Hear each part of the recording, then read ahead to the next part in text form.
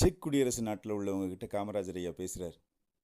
எங்கள் தமிழ்நாட்டுக்கு ஒரு தொழிற்சாலை வேணும்னு சொல்கிறார். பிஹெச்இஎல் பெல் அப்படின்ற அந்த தொழிற்சாலையை உருவாகிறதுக்காக செக் குடியரசில் உள்ள ஒரு டீம், ஒரு குழு இந்தியாவுக்கு வர்றாங்க. அப்போ தமிழகத்தில் எல்லா இடமும் சுற்றி பார்த்த அவங்க, இது வைக்கிறதுக்கு தகுதியான இடம் தமிழ்நாட்டில் இல்லை, ஆந்திரா செழிப்பான மாநிலம், அதனால் நாங்கள் ஆந்திராவில் வைக்க போகிறோன்னு காமராஜர் ஐயாட்ட சொல்கிறாங்க. காமராஜர் ஐயாவுக்கு ஒரே வருத்தம்.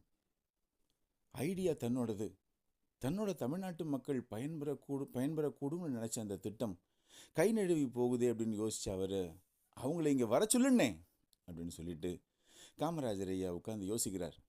கேட்குறார், உங்களுக்கு தேவையான விஷயங்கள் என்னென்னு எனக்கு சொல்லுங்கன்னே அப்படின்னு சொல்ல, அவங்களுக்கு தேவையான விஷயங்கள் அத்தனையும் காமராஜர் ஐயாட்ட சொல்கிறாங்க.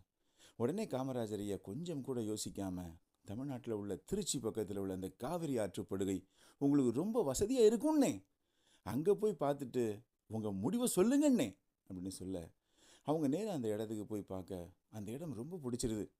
உடனே காமராஜர் ஐயா கிட்ட வந்து, எப்படி இந்த விஷயமெல்லாம் உங்களுக்கு தெரியுது அப்படின்னு கேட்க, அதுக்கு காமராஜர் ஐயா, தமிழ்நாட்டில் என் கால்படாத கிராமங்களோ கால்படாத இடங்களோ இல்லைன்னே.